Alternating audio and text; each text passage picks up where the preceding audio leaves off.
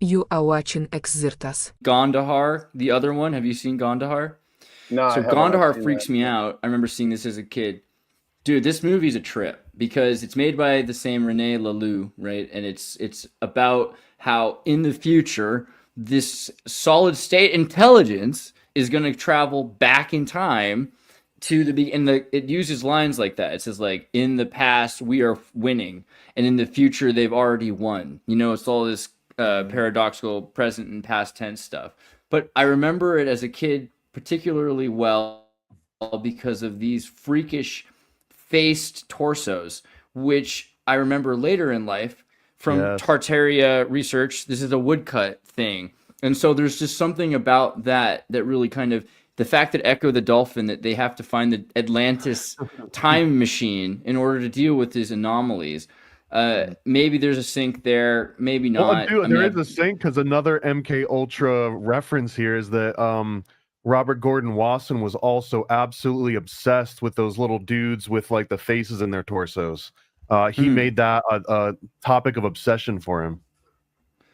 Mm. So I think yeah, I mean and JP Morgan, let's like not forget that ties right into the people that And you have could the money to almost, I finance don't, these ideas.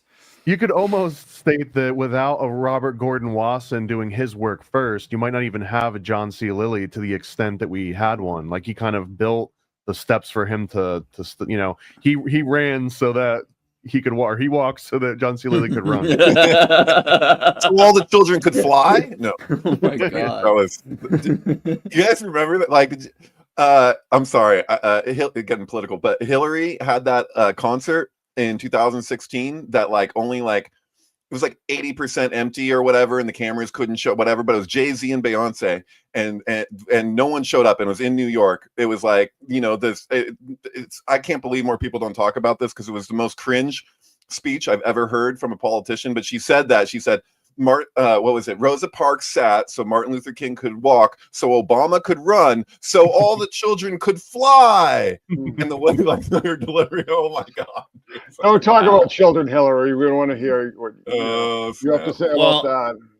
Martin Luther King said, "Let us not seek to satisfy our thirst for freedom by drinking from the cup of bitterness and hatred." So I don't know if that's it.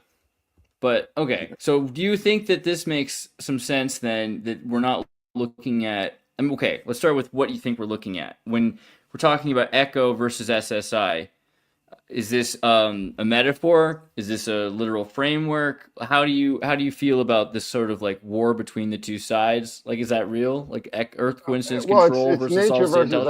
artifice. It's exactly what I was saying. It's like Echo is nature. Echo is, you know, our biosphere, our environment, you know, our planet, whatever you choose to call it. And SSI is this invasion from some other reality. Um, I'm sort of given to the work that Carl Raschke has done on the ultra terrestrials as an explanation for that. That there is some sort of non-terrestrial, non-dimensional, I mean, something from some other reality, basically, that seeks to insinuate itself and sort of feeds this information and has fed this information to people for the past 150 years or so on how to develop this technology that will allow them to sort of bring us into their reality. And this is something that I was writing about on the blog, I mean, like 15 years ago or so. So there's a lot of information. I mean, of course, it's all debatable, but it's there. And it's just how I believe the things work. I mean, synchronicity, echo, synchromysticism, you know, however you choose to frame it, I think that is a natural process of our reality. And this other stuff, the solid state stuff, is coming from this foreign reality, this alien reality. And like I It said, seems that's sorry, go ahead. No, go ahead. I mentioned that makes a lot of sense. Also, from what John C. Lilly wrote, right? He was calling Echo sort of our guide, not our god, and that SSI wants to be our god. You know, wants to be a god, not our friend, essentially. Right, but that's a matter of vantage point, right? It's what if you're taking the topical to have more significance than the body of the thing in itself, you know? So like that's the like I have this recognition. I think we talked about it the last time that you were here, Chris, because it was like, you know, this idea that the conflation of biology and technology I see as one of the most problematic things. And like when like living in California and talking to Silicon Valley people, it's one of my, if I was to pick one thing that irks me the most, it's that without skipping a beat, you'll be talking to somebody who knows a lot of technology, and they'll apply it to biological systems as though that was just a completely reasonable thing to do, while one is superficial and the other one is the thing in itself, is complex. It's inherent. Yeah. So that speaks to what when you're describing ECCO, that's where my mind just goes with that, where it's like something that is in the you know, degrees of emanation, the side that's more dense, people are treating as having more significance than the etheric, even though it's going from subtle to gross in the way that it comes into form. So it's all backwards, you know. Well, we're going to be forced into a situation where we're going to have to respond to this in some way. I'm always been a skeptic about the limits of technology, because I think the laws of physics are the big speed bump there. All right. I think a lot of this kind of cyborg and a lot of these kind of things, you got to deal with the blood-brain barrier. I'll tell you, and I just said this the other day, I don't think Neuralink is a thing. I think it's total vaporware. Oh no, come on, man. That's how Donald Trump dodged that bullet, man. He's got the freaking Neuralink. He got the signal at a time. He's Neo. You get two.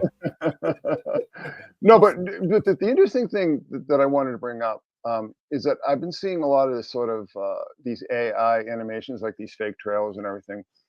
And there's just something that really gets under my skin, because it's like I keep watching these things. Like, this reminds me so much of dreams I had as a kid.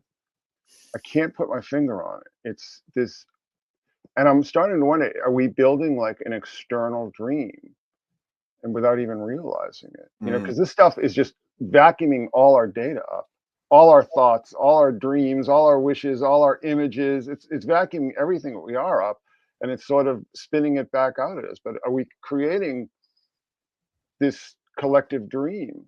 You know, that of course we have to be extraordinarily careful in marking out the parameters of that. But that's kind of the feeling I get.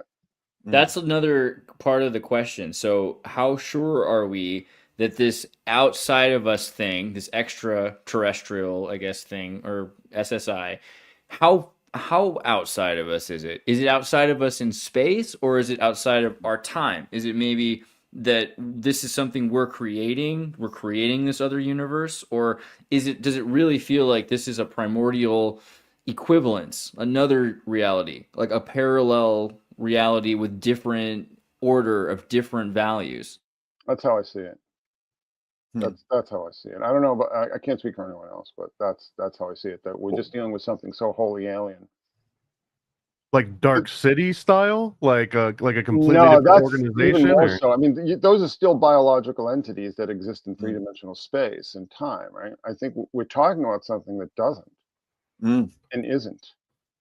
Okay, I mean, we're talking about something that's just so far beyond our conceptions of the reality that we can't even wrap our heads around it. And all we can do is sort of interact with it, or have it interact with us. And what that exactly entails, I don't know. I really don't know. But I think that as this influence becomes more powerful, I think, so just put it in Lily's terms, I think as the SSI influence becomes more powerful, the ECCO, there's going to be an equal and opposite reaction from ECCO, so to speak.